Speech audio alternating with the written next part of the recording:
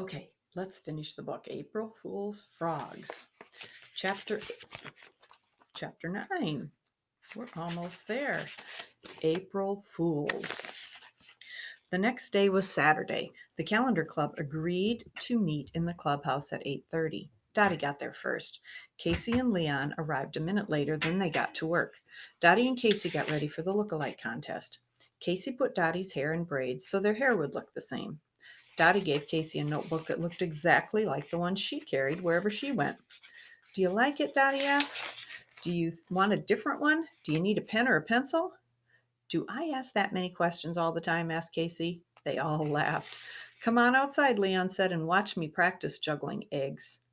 Casey and Dottie followed Leon outside. He threw 3 eggs in the air. They fell to the ground and broke.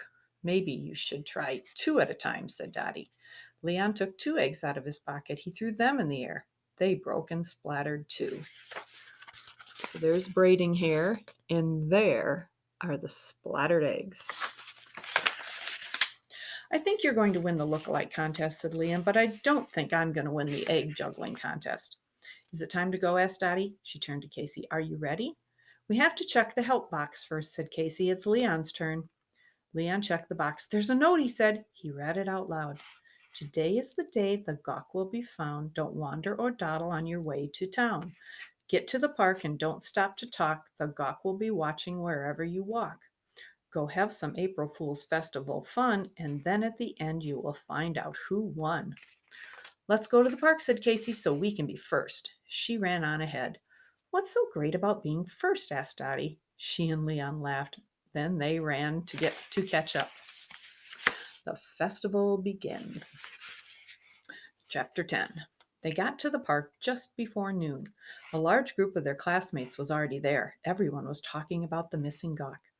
We think it's a dog, said a boy named John. We found red dog hair. We think it's a butterfly, said a girl named Ella. We found a cocoon. We found 5 ladybugs, said a girl named Sally. Could a gawk be a ladybug? A voice interrupted them. Thank you for coming. They all turned. It was Mr. Mack, the owner of the new store. He stood on a small stage. He smiled at the crowd. Can everyone please take a seat? Everyone sat down on the folding chairs facing the stage. Welcome to the first ever Fruitvale April Fool's Festival, said Mr. Mack. Mrs. Mack and I have had a lot of fun planning this event. We hope you've had a lot of fun too. Mrs. Mack walked onto the stage. Everyone's invited to stop by our store after the festival, she said. We'll be open all day. She looks familiar, said Dottie. Lizzie was sitting in front of them. She turned around. She's my mom. That's why I recognized her, said Dottie. We met her with you. Is the new store yours? Asked Casey. Lizzie nodded. Can you tell us the name of it? Asked Casey. I can tell you the address, said Lizzie. It's number 3 Fruitvale Park Road. Number 3, said Casey. Wasn't there a number 3 on one of the clues? Can I have your attention? Called Mrs. Mack from the stage. Do we have volunteers for the look-alike contest? Dottie and Casey raised their hands. Other people raised their hands too. Mrs. Mack invited them up onto the stage. Will the judges please come up? Asked Mrs. Mack. Lizzie ran up to the stage. Are you the judge? Asked Casey. I'm one of them, said Lizzie. The other one's coming. Dottie and Casey stared as another girl ran up to the stage.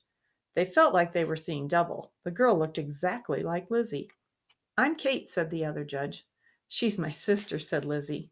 We're twins, said Kate, I'm the one you met looking at the sign for the festival. I'm the one who loves frogs and brownies, said Lizzie. We thought you were the same person, said Dottie. We're used to it, said Kate. It happens all the time, said Lizzie. Dottie and Casey looked from one twin to the other. You look taller than Kate, Dottie said to Lizzie. She looks a whole inch taller, Casey said to Kate.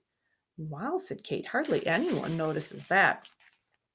Most people think we're exactly the same, said Lizzie. You two would make great detectives.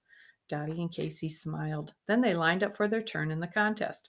Mrs. Mack called out their names. Dottie and Casey tried to walk exactly the same way. They held out their matching notebooks and pens as they walked.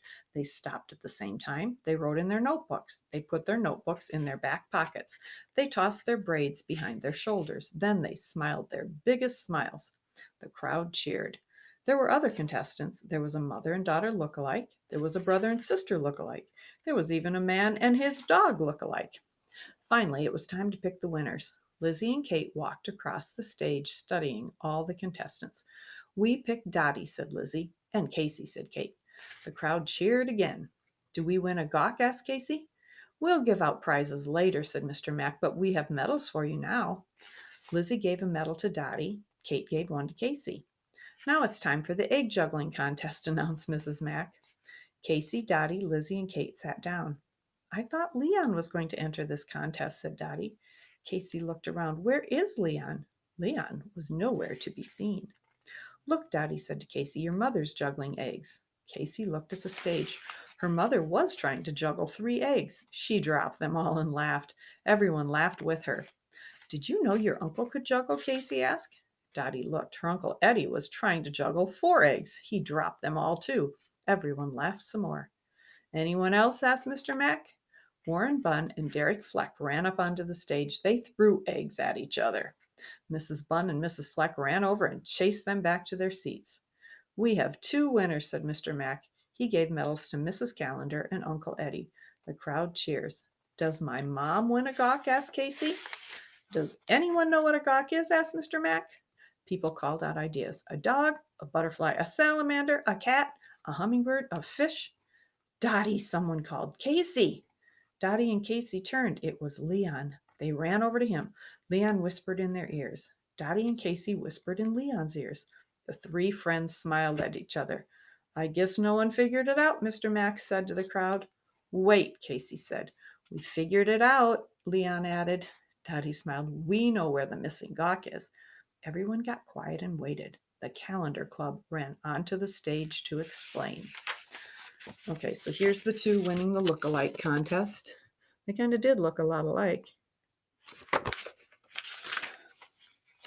Okay, we are chapter 11, Finding the Gawk. Dottie, Casey, and Leon stood next to Mr. and Mrs. Mack. Leon held up a big book. It's in here, Leon told the crowd. That's not a gawk, Warren called out. Why are you showing us a book? Because I was thinking about a city in Louisiana called Rain, Leon explained. It's known as the frog capital of the world. That got me wondering if there was a gawk capital of the world, so I went to the library. What did you find there? Asked Mrs. Mack. This book, said Leon. It's about different traditions, and it talks about hunting for the gawk. That's a tradition in Scotland. You do it on April Fool's Day. You didn't find the gawk at all, did you? Asked Warren. That's the point, said Leon. Hunting the gawk is like going on a wild goose chase. Everyone runs around looking for the gawk, but there is no gawk. You have lots of fun, but you can't ever find it. That's the way it usually works, said Dottie, but today we did find it. Where is it? Asked Derek. I don't see it. Did you see the new store? Asked Casey. Number 3, Fruitvale Park Road. The name of the store is a secret, said Dottie, but I think we figured it out. Is the name of your store the Missing Gawk? Casey asked. Yes, said Mr. Mack. He smiled. It's a toy store, said Mrs. Mack. She smiled. We'll also have costumes on Halloween, said Kate. And a frog jumping contest every April Fool's Day, said Lizzie. Is that where all the frogs came from? Asked Casey. Your store? Kate and Lizzie nodded. That brings us to our last contest, said Mr. Mack. Mr. Cliff, can you get the frogs? Dottie, Casey, and Leon helped Mr. Cliff get the frogs from his truck. Everyone lined up to choose one. Warren pushed to the front of the line. He took his sister with him. Emma, he said, pick the biggest one. Soon everyone had a frog. Officer Gill blew his whistle. The frog jumping contest began. There they are. Whoop. And Warren's frog didn't move. It was too big. Derek's frog jumped fast, but it went the wrong way. Dottie's frog jumped far. Leon's frog jumped farther. Casey's frog jumped ahead of Leon's frog, but Kate and Lizzie's frog jumped farthest of all. The contest was over. Mr. and Mrs. Mack said everyone was a winner. Then they handed out prizes from the missing gawk. Dottie got a large stuffed bird with bright blue feathers. These feathers just look like the feathers we found, said Dottie. This must be where the first clue came from. You're right, said Lizzie. Casey got a toy guitar. The strings were hard as wire.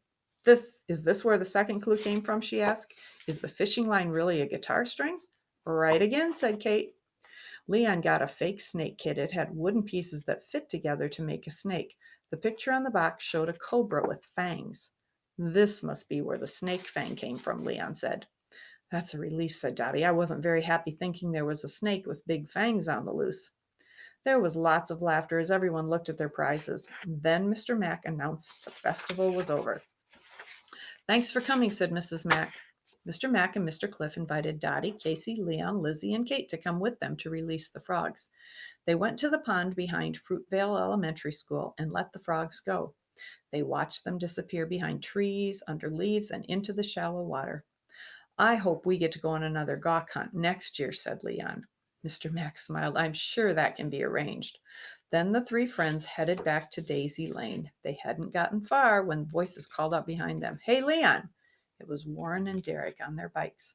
There's a giant woodpecker about to attack you, Warren yelled. It's going to peck your head if you don't run, yelled Derek. Leon, Dottie, and Casey turned around. Their eyes got wide. They looked amazed. What is it? Asked Derek. Leon pointed. It's the frogs, he said. We set them free behind the school. But they're coming back, said Dottie. Why do they look so mad? Asked Casey. Warren started to pedal away as fast as he could. Wait for me, called Derek. April Fools, called Leon. Warren skidded to a stop. He turned and looked. There weren't any frogs. There was just Dottie, Casey, and Leon laughing. Made you look, said Leon. And the three friends skipped all the way home. The end. I hope you enjoyed this book, and I hope you do something fun for April Fool's Day, or if you listen to this after April Fool's Day, I hope you did something fun. I miss you, and before too long, I'll start another story. Have a good day.